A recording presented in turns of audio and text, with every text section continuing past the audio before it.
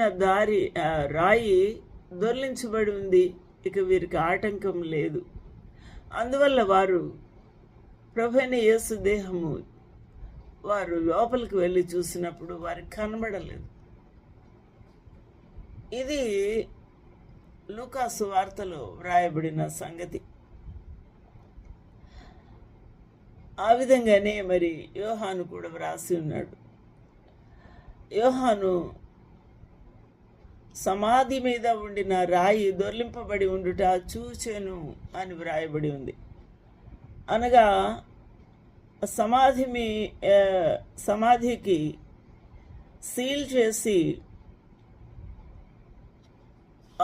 అడ్డంగా యేసుక్రీస్తు ప్రభు సమాధి ఎవరు తెరవకుండా పెట్టిన రాయి దొర్లించబడి ఉన్నది.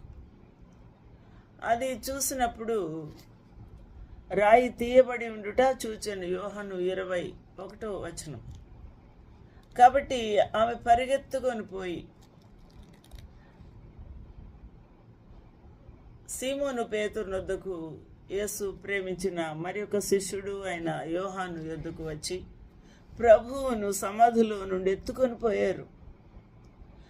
ఆయనను ఎక్కడ ఉంచారో ఎరగమని వారు పేతురుతో యోహానుతో చెప్పి బాధపడుతూ ఉన్నారు. కాబట్టి పేతురు యోహాను ఇద్దరు శిష్యులు సమాధి వద్దకు పరిగెత్తుకొని వచ్చారు.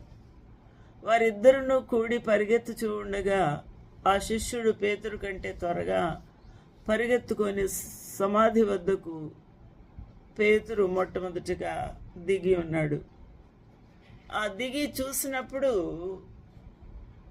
వంగి నారబట్టలు పడి ఉండుట చూచెను.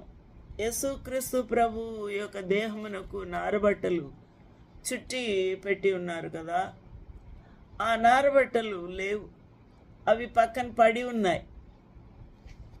కాబట్టి